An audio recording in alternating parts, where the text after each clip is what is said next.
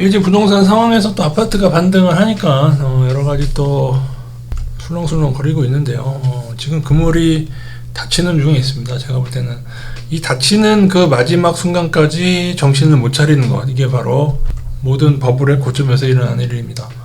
이게 단순히 지금의 프레임이 왜 아파트가 반등할 수 있고 이런 것들이 결국에는 전세자들한테 위험이 전가될 수밖에 없습니다. 근데 많은 분들은 이제 전세 보증보험을 믿으시고 계신데, 전세 보증보험이 여러분 좀 돈이 모자라다 보니까는 뭔가 요건이 조금만 틀어져도 안 준다고 합니다. 여러분 그 요건 유튜브 잘 보세요. 검색해서 보시고 여러분이 보증보험을 들으시면은 거기 요건에 하나라도 빠짐없이 정확히 하셔야만 나중에 전세가 문제가 생겼을 때 보증을 받으실 수 있고요.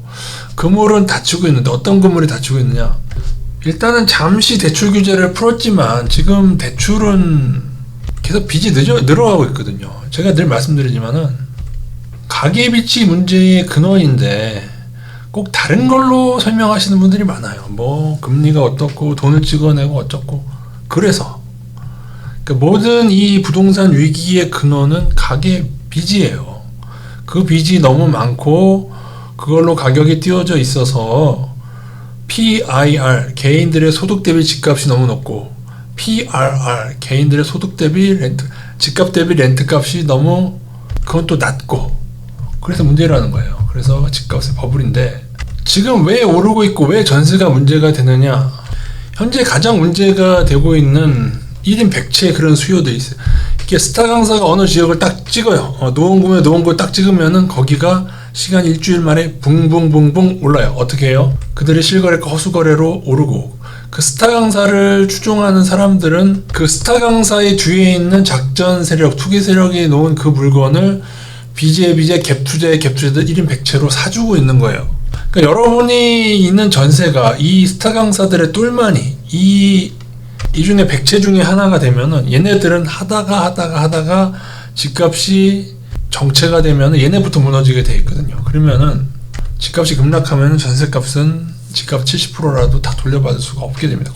게다가 거기에다 요즘에는 대출까지 얹어 있는 경우가 많기 때문에, 그러니까 실거래가 허수거래가 문제가 아닌 걸 모르시는 분이 많은데 얘네들이 투기하는 방식입니다. 이게 투기하는 방식.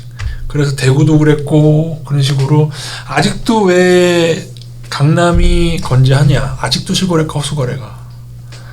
2022년도에 부동산 가격이 꺾인 데에는 두 가지 원인이 있습니다. 본격 대출 규제를 했고요. 그리고 제가 하도 떠들어서 했는지 제가 늘 말했죠. 그 벌금형으로 되겠냐? 그랬더니만 누군가 보셨는지 징역형이 추가가 됐어요. 1년인가 3년, 2년인가 징역형이 추가되면서 강남에서 왕건이들은 국토부랑 정치인들하고 다 인맥이 있는 애들이잖아요. 그 PD수첩에 나왔던 재건축의 왕, 반포 재건축의 왕, 그 사람이 나와서 떠든 얘기가 있어요. 내가 실거래가를 이렇게 해서 집값을 이렇게 만들어 놨는데 자기를 그 사람이 거기 나와서 떠들 수 있는 정도면은 그 사람은 정치인 그 뒷배들 다 있는 거예요. 그러니까는 본인이 부동산 가격을 조작했다고 TV에 나와서 떠들 수 있는 그런 배포가 어디서 나오겠어요. 여러분 강남은 제가 볼 때는 문제가 큽니다. 제가 볼 때는 똑같이 문제가 커요. 대구나 막 이런 노원구 막 오른 애들 떨어지는 것처럼 나중에 강남도 반드시 떨어지게 된다. 그 막판에 있는 것을 이렇게 하게 되는데, 그러면은 요거 계속 실거래가 허수거래하면 계속 오르지 않겠습니까? 라고 여러분 생각할지 모르는데, 요거를 하는 애들이 왜 해요? 투기 세력들이 하는 거잖아. 투기 세력들이 지들 거 다 팔고 나면은 그 똘마니들이 막 갭 투자 해서 잔뜩 걔네들한테 다 넘어가고 나면은 끝나는 거예요. 누가 실거래가로 이걸 누가 올려요 이걸? 징역형이 추가됐는데 누가 올리겠냐고요. 물론 그래도 제대로 단속도 안 하겠지만서도 나중에 이제 왕건이들은 다 빠져나가고 나중에 이제 잔챙이들이 허수거래하고 하면 걔네들은 잡아다 올 겁니다 아마. 그렇게 됐을 때 스타 강사 똘마니 그 피해는 전세자가, 이게 참 큰일이에요. 우리나라가 큰일입니다.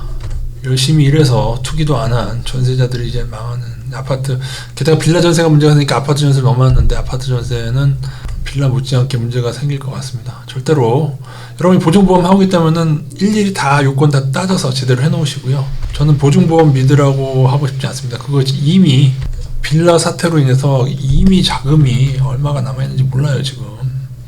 나중에 이런 문제가 크게 벌어지게 되면은 그걸 다 제가 볼 땐 다 보증 못 해줄 것 같은데요. 예전에 일본에서 금융위기가 왔을 때에 은행들이 하도 파산하니까는 은행이 그 보증해주는 금액 있지 않습니까? 지금 우리나라 5천만 원 예금자 보호가 되지 않습니까? 그 당시 보험사던가 은행인가 거기서 다 커버가 안 돼서